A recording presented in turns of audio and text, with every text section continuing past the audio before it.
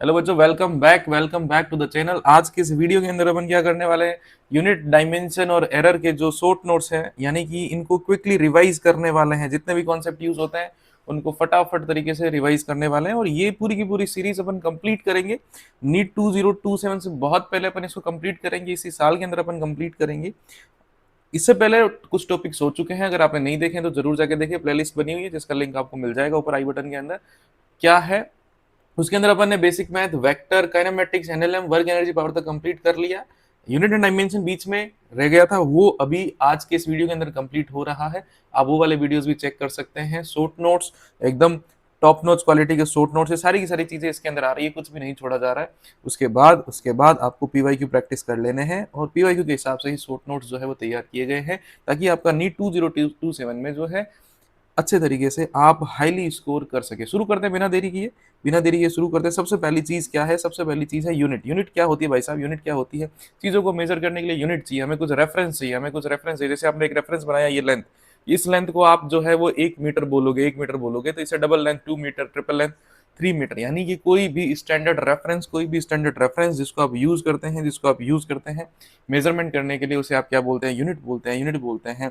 जैसे तरीके से फिजिक्स में फिजिकल क्वांटिटी होती है, base, fundamental physical quantity, derived physical quantity, उसी हिसाब से यूनिट्स होती है, फंडामेंटल यूनिट, डेराइव्ड यूनिट। ठीक है, यूनिट की वजह से ही कोई ना कोई मेजरमेंट पॉसिबल हो पा रहा है। अब यूनिट के क्या है, लोगों ने अलग अलग सिस्टम बना रखे हैं। हमारे सिलेबस में कौन कौन से सिस्टम है देखिए। सबसे पहला है FPS system.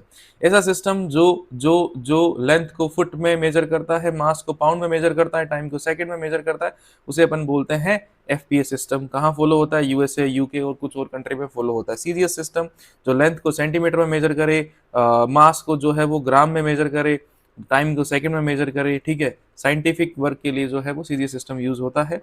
MKS system, M का मतलब मीटर, के का मतलब किलोग्राम, एस का मतलब सेकंड है। ठीक है, ये रेस्पेक्टिवली मास, लेंथ और टाइम की यूनिट्स है सिस्टम के अंदर, और मोस्ट ऑफ द कंट्री के अंदर यही यूज किया जाता है। फिर आता है standard international system of unit, SI system जैसे अपन बोलते हैं। एसआई सिस्टम जैसे बोलते हैं जिसके अंदर मीटर, किलोग्राम, केजी, यानी कि मोस्ट ऑफ द यूनिट्स जो है वो एमकेएस वाली सेम है, और जो है इसे ही यूनिवर्सली यूज किया जाता है। मॉडर्न सिस्टम है, ऑब्वियस सी बात है। हम इंडिया के अंदर अलग अलग जगह रह रहे हैं, कुछ लोग राजस्थानी बोलते हैं, कुछ लोग मारवाड़ी बोल रहे हैं, कुछ लोग गुजराती बोल रहे हैं, कुछ लोग जो है तमिल बोल रहे हैं। लेकिन जब ये एक स्टेट पे आते हैं, अगर इनको आपस में कम्युनिकेशन करना है तो एक कॉमन लैंग्वेज में इनको बात करनी पड़ेगी, तभी एक दूसरे की बात एक दूसरे तक पहुंचा पाएंगे, नहीं तो पॉसिबल नहीं हो पाएगा। उसी तरीके से जब इंटरनेशनल लेवल पे जब कुछ डिस्कस करना है साइंटिफिकली, तो आपको जो है वो यूनिट्स को सेम करना पड़ेगा। तो ये मॉडर्न सिस्टम, ऐसा ही सिस्टम फॉलो किया जाता है।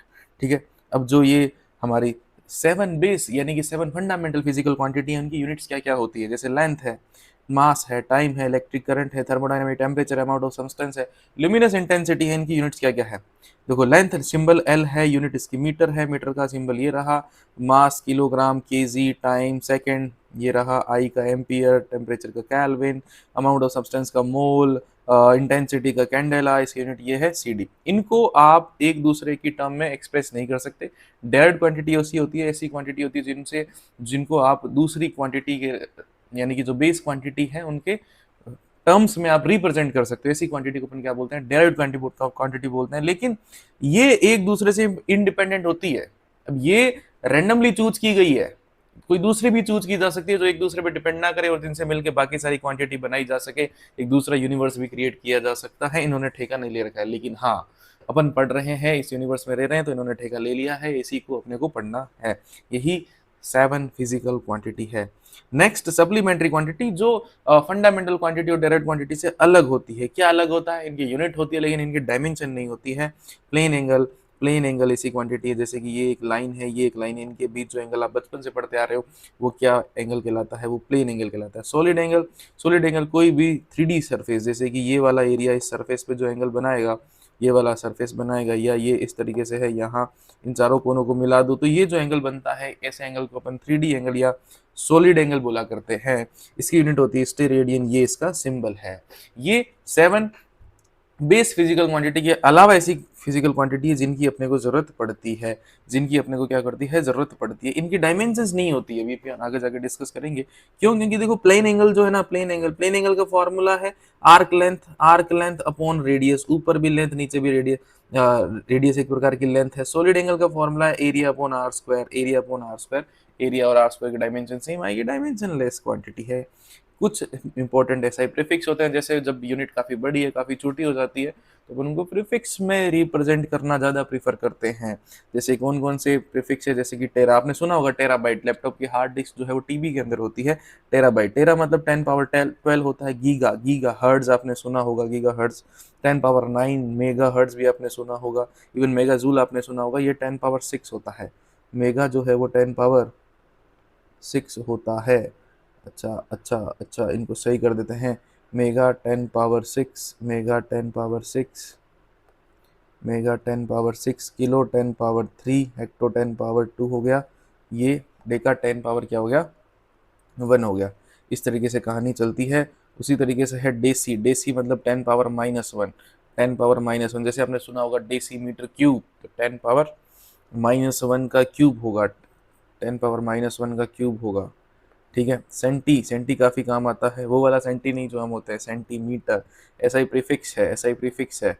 सी से मतलब क्या होता है इसका, 10 पावर-2। मिली, मिली 10 पावर-3 होता है। माइक्रो 10 पावर-6 होता है। नैनो 10 पावर-9 होता है। पिको 10 पावर-12 होता है। नैनोमीटर लाइट की वेवलेंथ, नैनोमीटर में। कैपेसिटेंस पिको फेरेड में, पिको फेरेड में। माइक्रोमीटर, माइक्रोमीटर ये सब आपने सुना होगा ना। जो हमारे बाल हैं, बालों के जो डायमीटर है वो माइक्रोमीटर रेंज का होता है, माइक्रोमीटर रेंज का होता है। ठीक है। इसके अलावा और भी होता है, 10 टू दी पावर 15 को आप फेमटो बोलते हो, फेमटो बोलते हो, है ना। जैसे कि किसी ने लिखा, इनका यूज कैसे करते हैं, देखो यूज कैसे करते हैं। किलोमीटर लिखा है तो किलो मतलब 10 पावर 3।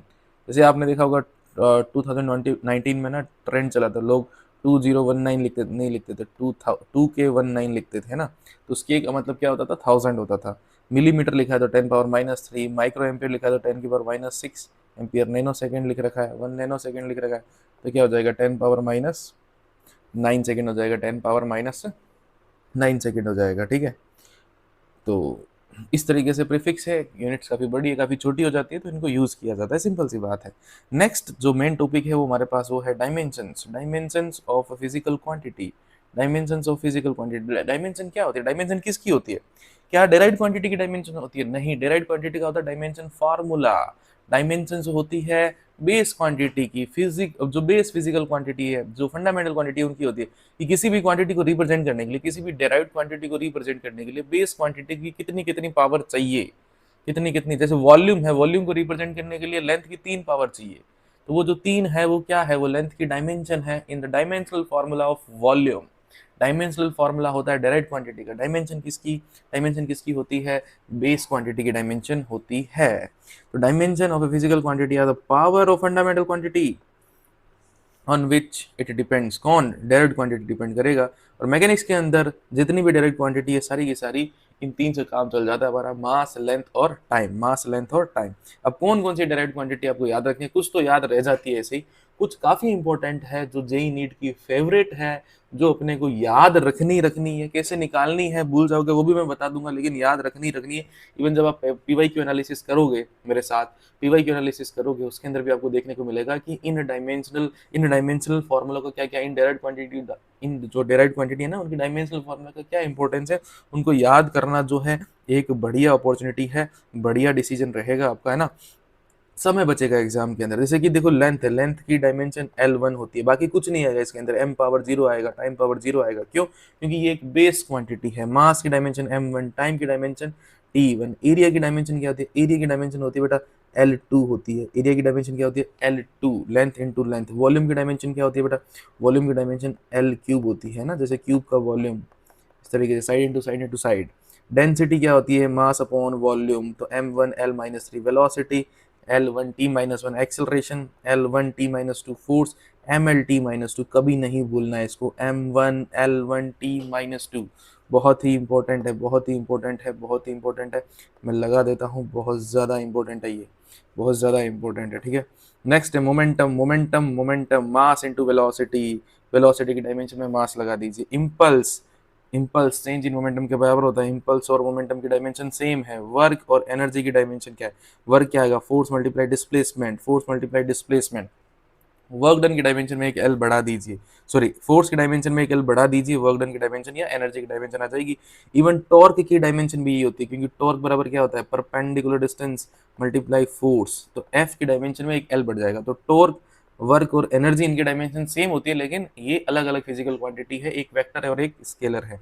पावर, पावर पावर क्या, work done upon time, work done upon time, तो एक टी का डिवाइड और कर दोगे टी पावर -3 हो जाएगा। Pressure, pressure force upon area, force upon area, तो L2 का डिवाइड लगेगा फोर्स में, तो L-1 बन जाएगा। सरफेस टेंशन, फोर्स पर यूनिट लेंथ, फोर्स पर यूनिट लेंथ, L गायब हो गया, देखो L गायब हो गया। Angular velocity omega, omega V बराबर आर ओमेगा आपने सुना होगा, V बराबर आर ओमेगा आपने सुना होगा, उससे T-1 आ जाएगा। एंगुलर एक्सेलरेशन T-2 आएगा, angular acceleration T-2। Gravitational constant very very important, आएगा आएगा आएगा, बहुत आता है बहुत आता है। ग्रेविटेशनल कांस्टेंट की डायमेंशन याद रखिए, M-1 L3 T-2।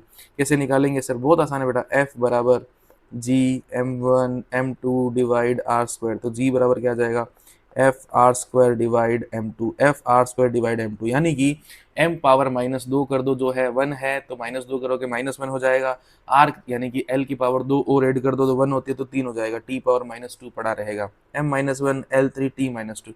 लेकिन बेटा इसको याद कर लेना, फोर्स, ग्रेविटेशनल कांस्टेंट जो है इनकी डायमेंशन को याद कर लेना। और कौन सी डायमेंशन आपको याद करनी जरूरी है, देखो ये 4 डायमेंशन तो याद कर ही लेना, बहुत काम आती है। कैसे काम आती है, देखो वोल्टेज, वोल्टेज की डायमेंशन निकालोगे कैसे, वोल्टेज की डायमेंशन निकालना बहुत आसान है। वोल्टेज की डायमेंशन आप निकालोगे कैसे, वोल्टेज की डायमेंशन V का फॉर्मूला होता है बेटा W/Q, क्या होता है, W/Q होता है, W work done upon charge, work done upon charge, charge का A1 T1, तो A-1 आ जाएगा, T-1 तो T-3 कर देगा, क्योंकि T-2 ऑलरेडी होता है। लेकिन इसको याद रखना है, डायरेक्ट याद रखना है।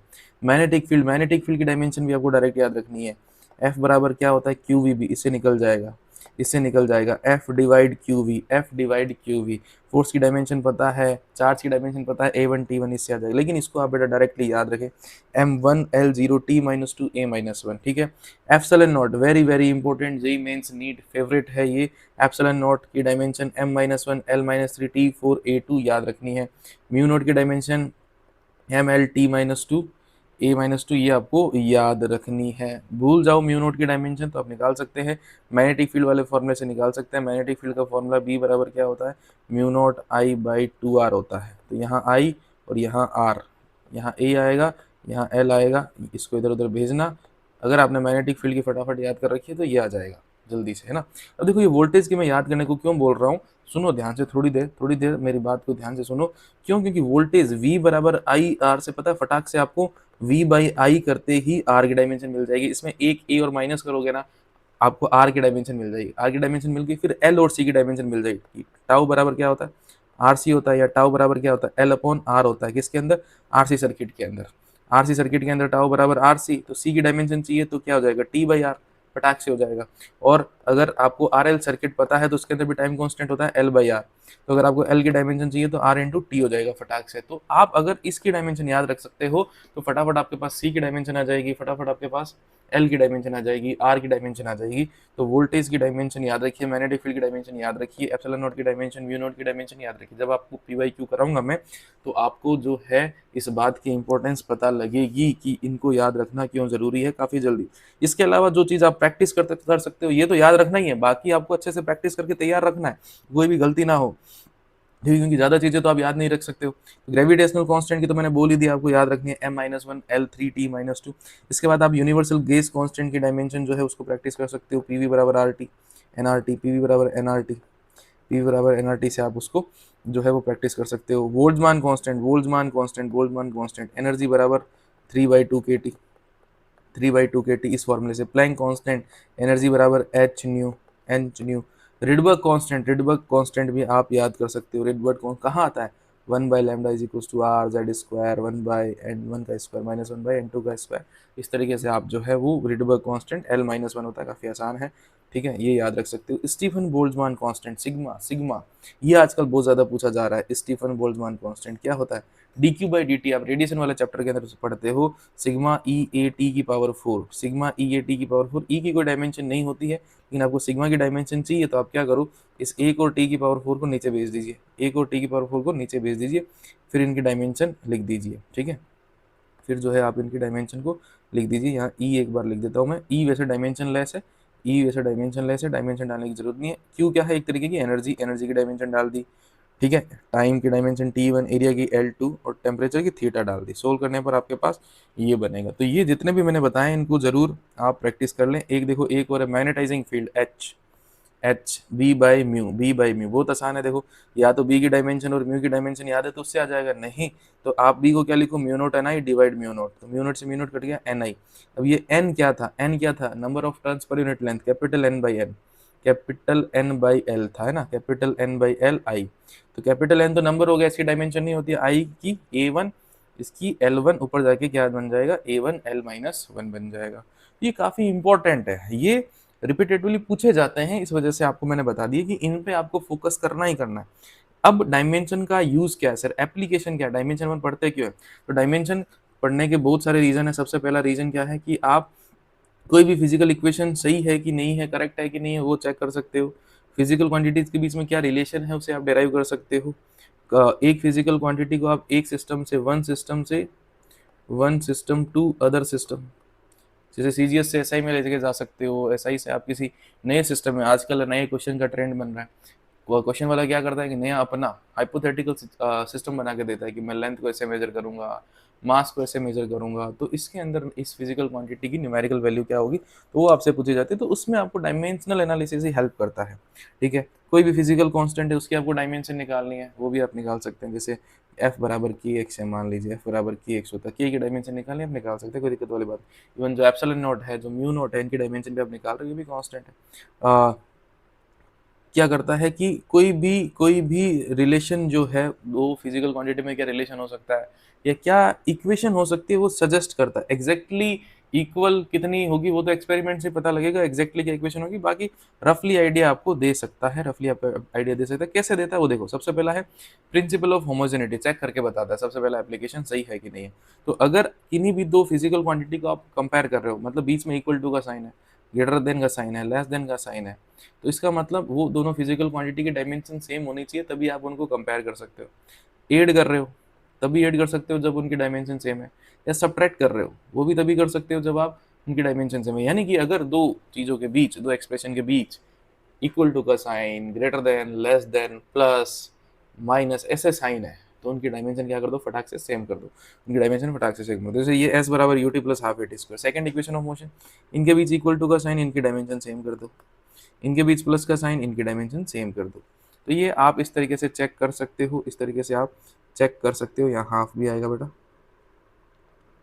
ठीक है। इस तरीके से आप इनकी डायमेंशन को क्या कर सकते हो, चेक कर सकते हो।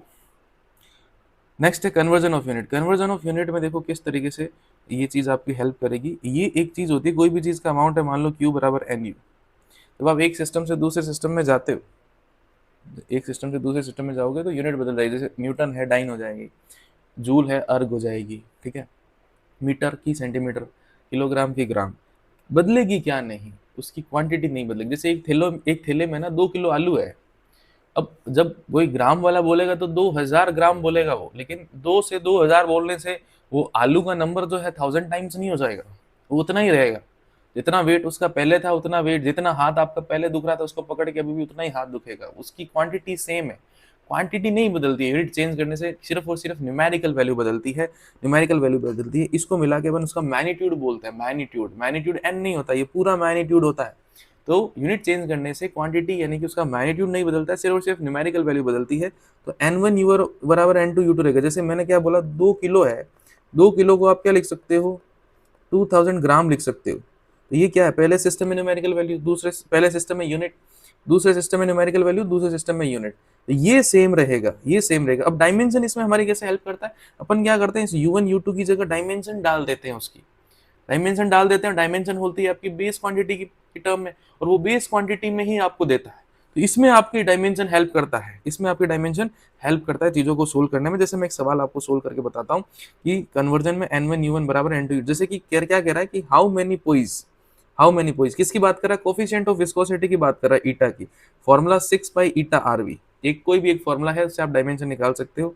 कितने पोइजली के बराबर होगा, कह रहा है कि पोइज सीजीएस यूनिट है, पोइजली जो है उसकी एसआई यूनिट है, तो एक पोइजली में कितने पोइज होंगे ये आपको निकाल के बताना है। जैसे जनरली बच्चे याद रखते हैं, कैसे निकालेंगे, देखो सबसे पहले अपन को इस ईटा ये जो ईटा है कोफिशिएंट ऑफ विस्कोसिटी, इसकी डायमेंशन पता होनी चाहिए। तो क्या करेंगे, सबसे पहले अपन एफ बराबर 6 पाई ईटा आर भी, तो इसकी डायमेंशन निकालने के लिए 6 पाई की कोई डायमेंशन होगी नहीं, आर और वी को डिवाइड में भेज देंगे। तो आर लेंथ है, L velocity, L T minus one, ठीक है, आर और वी को डिवाइड में भेज दिया। फोर्स की dimension M L T minus two आपको याद ही है, याद ही है वो तो, ठीक है ना। तो अब क्या करेंगे, इसको सोल्व करेंगे तो देखो ये उसकी डायमेंशन आ गई, ठीक है। अब लगाएंगे n1 u1 बराबर n2 u2। अब ध्यान से सुनना, n1 u1 बराबर n2 u2। n1 पहला सीजीएस सिस्टम बोल दिया जिसमें वैल्यू मेरे को निकालनी है, ठीक है। ऐसा ही सिस्टम में आपको पता है 1। अब सामने क्या जाएगा, अब ये जो डायमेंशन आया ना, इसके अंदर इनकी रेस्पेक्टिव वैल्यू डाल दीजिए। जैसे कि सीजीएस में मास की ग्राम, लेंथ की सेंटीमीटर, टाइम की सेकंड, तो डाल दी देखो gram centimetre inverse second inverse, जो जो पावर थी उस हिसाब से। सामने n2 पता था दूसरे सिस्टम में, अब दूसरे सिस्टम में भी जो है वो सेम डायमेंशन में आप यूनिट डाल दीजिए। m की जगह kg लिख दिया, लेंथ की जगह मीटर, और ये अब kg को कन्वर्ट किया 10 पावर 3, मीटर को कन्वर्ट किया 10 पावर -2 सेंटीमीटर, क्योंकि पावर देखो -1 लगी है ना, इस वजह से 1 मीटर बराबर 10 पावर 2 सेंटीमीटर होता है, ऊपर पावर माइनस है तो 10 पावर -2 सेंटीमीटर सेकंड इनवर्स, ठीक है।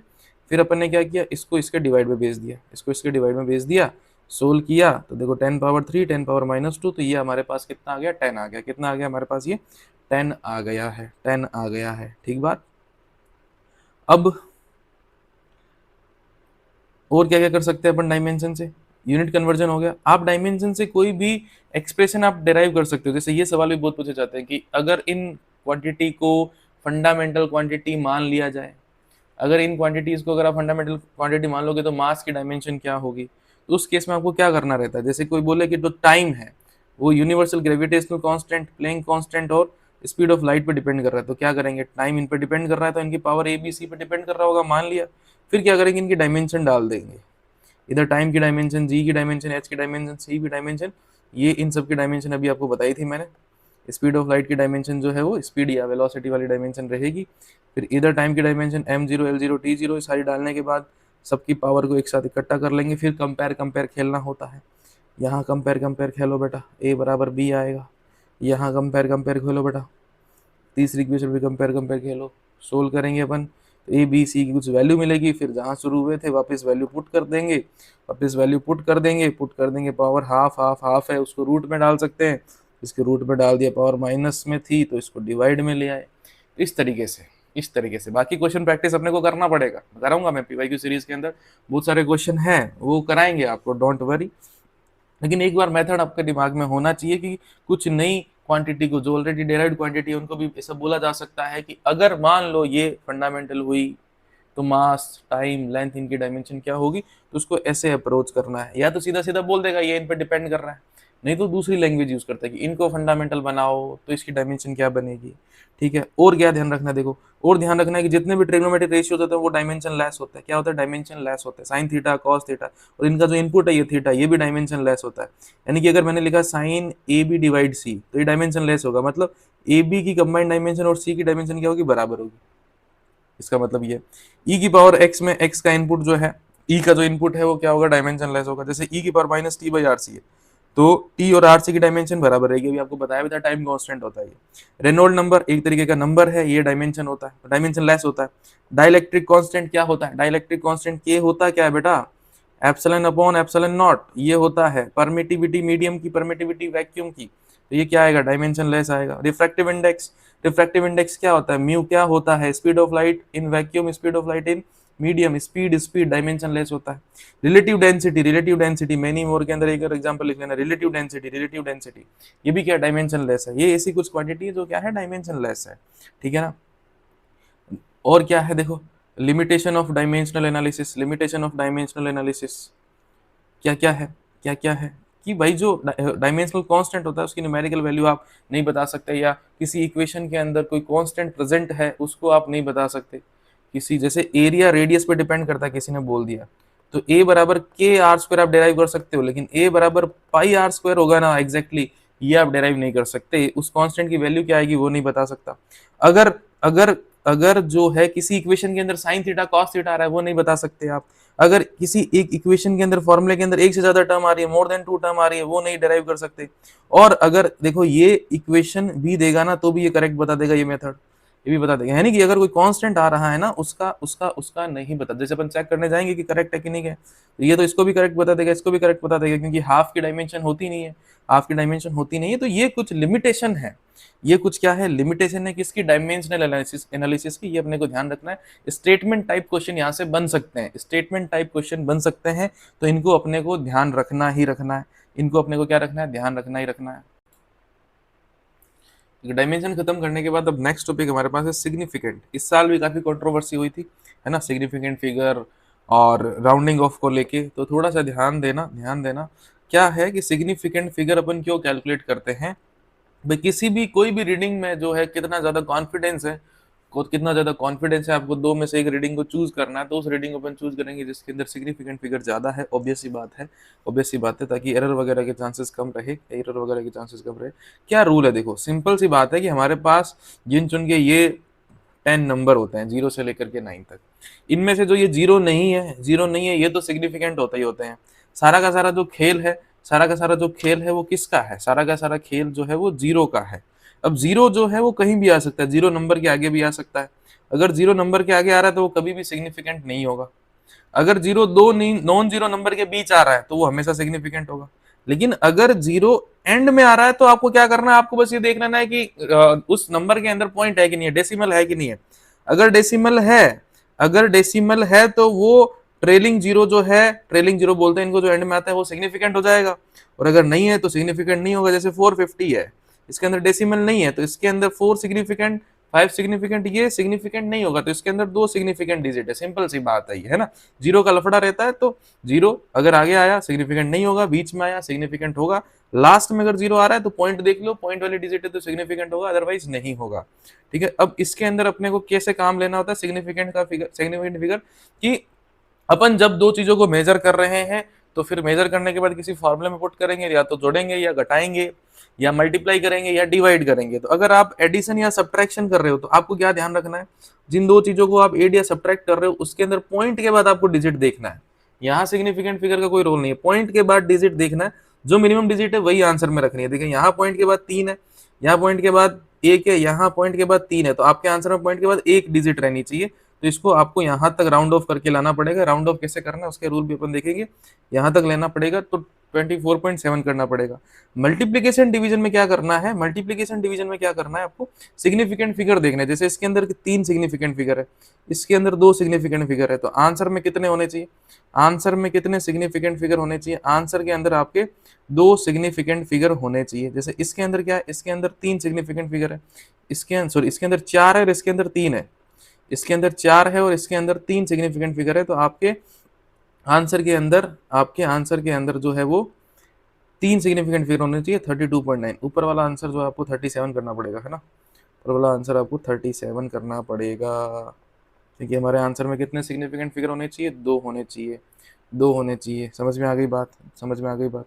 अब एक चीज और बताता हूँ मैं ना, एक चीज और बताता हूँ ना, मल्टीप्लीकेशन डिवीजन पावर 10 से अगर आप मल्टीप्लाई डिवाइड कर रहे हो तो सिग्निफिकेंट फिगर चेंज नहीं होता है, सिग्निफिकेंट फिगर चेंज नहीं होता। 10 पावर 3 से मल्टीप्लाई करोगे, देखो ऐसा बनेगा। यहाँ कितने सिग्निफिकेंट फिगर थे, 3 थे, यहाँ कितने हैं, यहाँ भी 3 है, क्यों, क्योंकि ये काउंट नहीं होगा। अगर आप 10 पावर 2 से डिवाइड करते हो, 10 पावर 2 से डिवाइड करोगे तो क्या होगा, इसके अंदर ये 2 डिजिट आगे चला जाएगा, है ना, ये बन जाएगा। इसके अंदर कोई सिग्निफिकेंट डिजिट काउंट करेगा तो कितने, 3 ही है, पहले कितने थे, 3 थे। तो 10 की पावर से मल्टीप्लाई डिवाइड करने में फर्क नहीं पड़ता है। अब मैं जो बढ़िया चीज बताने वाला था ना वो सुनो। देखो मैं क्या कह रहा हूँ, मैं ये कह रहा हूँ कि आपने जो है कुछ चीज मेजर करी, ठीक है, आपने मेजर किया, मान लो आपने मेजर किया है इस, ये जो स्क्वायर है, इस स्क्वायर की साइड आपने मेजर की 4.1 mm, ठीक है, 4.1 mm मेजर कर ली सारी। फिर मैं आपको कहूँ कि इसका पेरीमीटर लिखो, तो आप पेरीमीटर क्या लिखोगे, 4 इंटू 4.1। तो इसका आंसर आप क्या दोगे, 16.4, 16.4 mm, या इसका आंसर आप 16 mm दोगे। कमेंट में जरूर बताना मेरे को, 16.4 mm इसका आंसर दोगे या 16 mm दोगे, है ना। अगर आपने इसका आंसर जो है वो 16 mm दिया है तो गलत दिया है, इसका आंसर 16.4 ही होगा। डाउट क्या है, डाउट सिंपल सा है कि सर ये फिक्स नंबर है, इसके अंदर नंबर ऑफ सिग्निफिकेंट फिगर जो है वो इनफाइनाइट होते हैं, जैसे कोई एग्जैक्ट नंबर है उसके अंदर वो तो परफेक्ट है, इनफाइनाइट नंबर होते हैं, इसके अंदर 2 है, आंसर के अंदर 2 होने चाहिए, तो ये सही होना चाहिए। नहीं, असल में जब आप 4 से मल्टीप्लाई कर रहे हो तो पेरीमीटर निकालने के लिए आप 4.1 प्लस 4.1 प्लस 4.1 इसको 4 बार जोड़ रहे हो तो पॉइंट के बाद जो रूल है वो लगेगा। पॉइंट के बाद एक डिजिट है तो पॉइंट के बाद एक डिजिट होनी चाहिए, यहाँ पॉइंट के बाद एक डिजिट है, ये सही है। फिर सर ये कब लगेगा, जब बेटा इसका एरिया निकालना होता ना, ये 4.1 मल्टीप्लाई 4.1, तब आपको काउंट लेना कि इधर 2 इधर 2 है, आंसर में भी 2 सिग्निफिकेंट डिजिट होनी चाहिए, क्योंकि जिन दो चीजों का मल्टीप्लाई हो रहा है वो दोनों आपने मेजर कर रखी है, दोनों मेजर्ड वैल्यू है। यहाँ ये 4 आपने मेजर नहीं किया है, ये 4 आपने मेजर नहीं किया है। इस चीज का ध्यान रखना, जब भी आप फिक्स नंबर से मल्टीप्लाई कर रहे होते हो, किसी चीज को 2 से मल्टीप्लाई करने का मतलब है उसको 2 बार जोड़ना। 2 2 जा 4, 2 2 जा 3, यानी कि 2 को 3 बार जोड़ेंगे, सॉरी 2 2 2 जा 4, 2 3 जा 6, यानी कि 2 को 3 बार जोड़ेंगे तो 6 आएगा। इस बात का मतलब ये है, इस बात का मतलब ये है, ठीक है। फिर देखो, आपने अभी देखा कि यहाँ राउंड ऑफ करना पड़ता है सिग्निफिकेंट डिजिट सेट करने के लिए, तो राउंड ऑफ के कुछ रूल हैं। क्या रूल है इसमें, इसी बार वो गड़बड़ हुई थी ना, आगे से कोई गड़बड़ ना हो, एकदम बढ़िया तरीके से पढ़ लो। राउंड ऑफ के क्या रूल है, सिंपल सा रूल है, जिसको राउंड ऑफ करना है, जिसको राउंड ऑफ करना है अगर वो 5 से बड़ा है, जिसको राउंड ऑफ करना है अगर वो 5 से बड़ा है, तो आगे वाली डिजिट को आप एक बढ़ा दो, 5 से छोटा है तो उसको वैसे रहने दो। जैसे आपको 3 को राउंड ऑफ करना है, 3 5 से छोटा है तो 4 बड़ा रह जाएगा, 4 को राउंड ऑफ करना है तो वही रह जाएगा। लेकिन अगले में देखो, अगर 5 से बड़ा है, 6 को राउंड ऑफ करना है, 5 से बड़ा है वो, तो इसको आगे बढ़ा दो। इधर देखो 8 को राउंड ऑफ करना है तो 7 है, तो इसको एक बढ़ा दो, 8 कर दो, ठीक है। फिर अगर जिसको राउंड ऑफ करना है वो 5 हो, तो चेक करो कि 5 को राउंड ऑफ करना है, उसके आगे अगर कोई भी डिजिट है, उसके आगे अगर कोई भी डिजिट है अदर देन 0 है, तो सिंपल सिंपल आप आगे वाली डिजिट को एक बढ़ा दीजिए, आगे वाली डिजिट को एक बढ़ा दीजिए, तो ये 7.4 बन जाएगा। इधर देखोगे आप 5, 5 के आगे 9 है, कुछ भी हो, देखो यहाँ 2 था, यहाँ 9 है, उससे फर्क नहीं पड़ेगा। 5 के आगे जो है वो अगर नॉन जीरो है तो इसको आगे बढ़ा देंगे, एक आगे वाली डिजिट को, प्रीसीडिंग डिजिट को एक बढ़ा देंगे तो 18.2 हो जाएगा ये, ठीक है। लेकिन अगर 5 के आगे कुछ नहीं लिखा हुआ है या 0 है, उस केस में अपन क्या करेंगे, उस केस में आपको ओड इवन रूल लगाना है। फिर आपको देखना है कि उसके आगे इवन है तो है जैसा का जैसा छोड़ देना है, उसके आगे इवन है तो है जैसा का जैसा छोड़ देना है, और अगर उसके आगे ओड है तो उसको एक बढ़ा देना है, उसके आगे ओड है तो उसको एक बढ़ा देना है। ये सिंपल सा रूल अपने को ध्यान में रखना है, सिंपल सा। अब नेक्स्ट है हमारे पास एरर। जब भी हम चीज़ों को मेजर करते हैं, ये सिग्निफिकेंट फिगर, राउंडिंग ऑफ कब काम आएंगे, जब आप कोई मेजरमेंट करोगे। जब भी आप कोई मेजरमेंट करते हो, आपका मेजरमेंट जो है 100% एक्यूरेट नहीं होता है।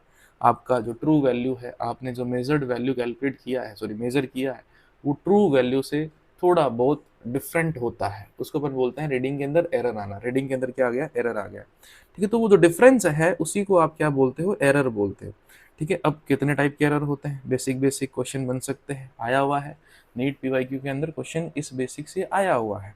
कौन कौन से एरर, सबसे पहला होता है सिस्टमेटिक एरर। सिस्टमेटिक एरर ऐसा होता है जिसके कारण आपको पता होते हैं, ऐसे एरर सिस्टमेटिक एरर होते हैं, उसको आप रिमूव कर सकते हो। इंस्ट्रूमेंट के कारण एरर हो सकता है, एनवायरनमेंट के कारण हो सकता है, पर्सनल एरर हो सकता है। जैसे कि आप किसी स्केल से रीडिंग ले रहे हो, स्केल से रीडिंग लेते हो तो वो 0 से चालू होना चाहिए, फिर स्केल जो है वो कहीं और से चालू होता है, थोड़ा सा उसके पास जगह होती है। लेंथ मेजर करने के लिए अगर आपने वहां से चालू किया तो सारी रीडिंग आपकी गलत आ जाएगी। लेकिन जिस दिन मास्टर जी को पता लग गया कि आपने वो किया, मास्टर जी क्या करेंगे, वो जितनी लेंथ थी उसको माइनस कर देंगे। या आपने ऐसा स्केल यूज किया जो 1 से शुरू हो रहा है, 1 से शुरू हो, या आप मान लो ऐसा करंट मेजर कर रहे हो, एमीटर के अंदर ऑलरेडी रीडिंग 1 है, एमीटर के अंदर ऑलरेडी रीडिंग 1 है, फिर उसके अंदर रीडिंग 5 आते, तो आपको पता है 1 रीडिंग ऑलरेडी थी, 5 आई है, इसका मतलब सही रीडिंग क्या है, 4 है।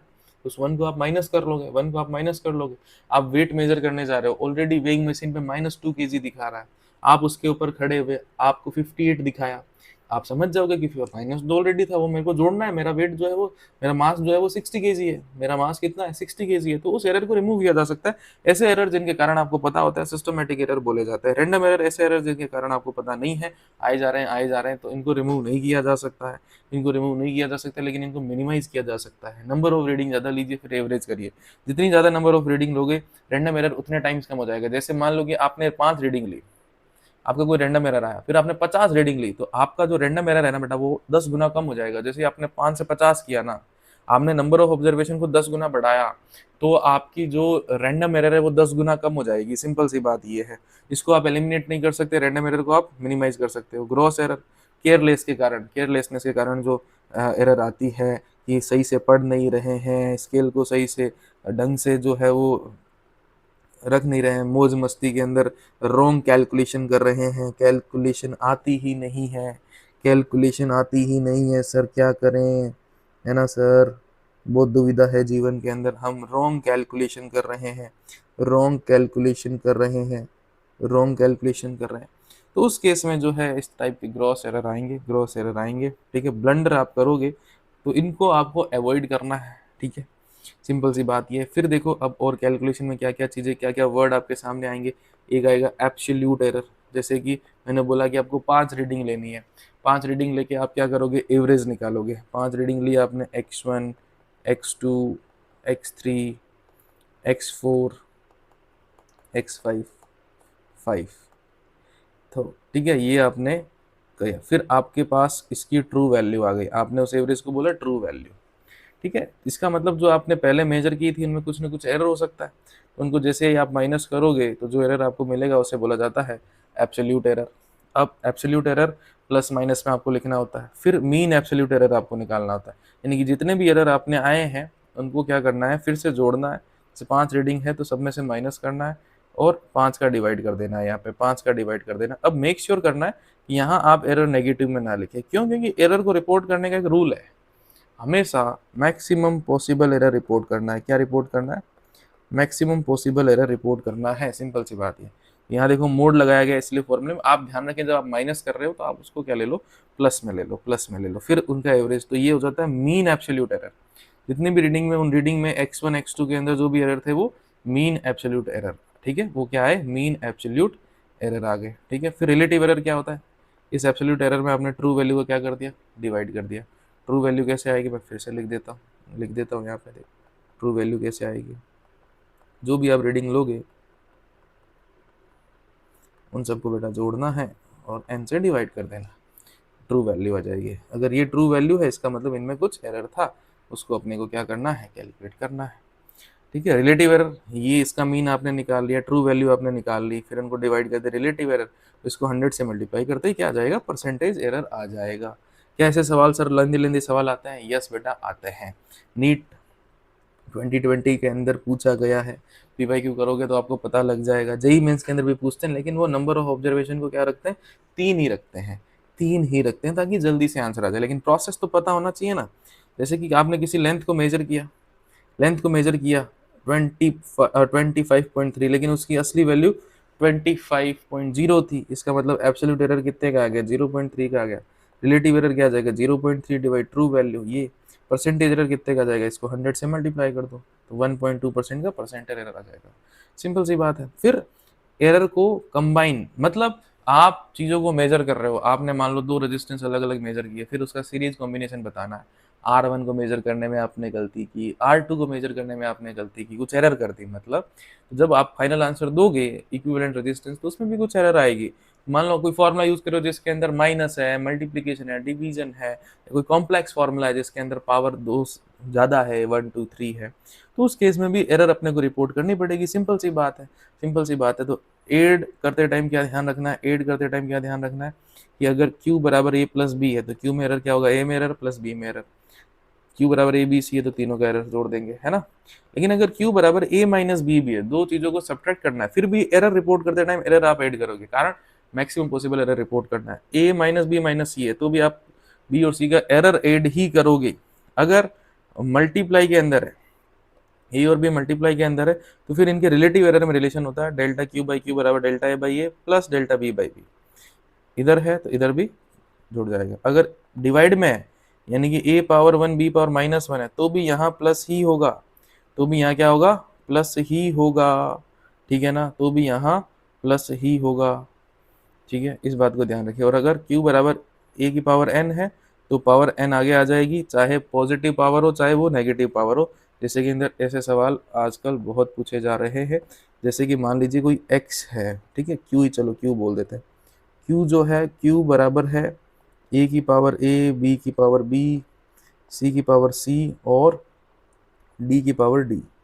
तो क्या लिखेंगे, क्यू में जो भी एरर होगा ना बेटा, क्यू में जो भी error, A B C D में एरर है तो क्यू में एरर आएगा। क्यू में जो रिलेटिव एरर होगा या जो परसेंटेज एरर होगा वो पावर आगे आ जाएगी। ए में एरर ए टाइम्स, बी में एरर बी टाइम्स। देखो परसेंटेज चेंज लिखना होता है ना तो इस सी को नेगेटिव ले लेते हैं, लेकिन यहाँ पे अपन क्या करेंगे, इसको पॉजिटिव ही ले लेंगे। क्यों लाला पॉजिटिव क्यों लेंगे, इतनी देर से मैं एक लाइन बोल रहा हूँ। ये अपने को क्या करना है, मैक्सिमम पॉसिबल एरर ही रिपोर्ट करना है, मैक्सिमम पॉसिबल एरर रिपोर्ट करना है। समझ में आई क्या बात। जैसे कुछ एग्जांपल यहाँ पे दिए हुए, कुछ एग्जांपल यहाँ पे दिए हुए कि ए और बी को आप ऐड कर रहे हो, ए और बी को आप ऐड कर रहे हो, ए के अंदर कुछ एरर है, बी के अंदर कुछ एरर है, जोड़ोगे तो ये एरर जुड़ जाएगी, 0.3 हो जाएगी। इनको जोड़ोगे 10 और 5 15 हो जाएगा, एरर जोड़ दोगे। मल्टीप्लाई कर रहे हो, मल्टीप्लाई कर रहे हो, ए की ये वैल्यू है, बी की ये वैल्यू है, तो जब मल्टीप्लाई करोगे आंसर तो 50 आ जाएगा। लेकिन आप क्या करोगे, इसमें एरर निकालने के लिए डेल्टा क्यू बाई क्यू बराबर delta A by A plus delta B by B plus delta B by B करोगे। ठीक है, प्लस प्लस प्लस प्लस, यहाँ भी प्लस आएगा। ठीक है,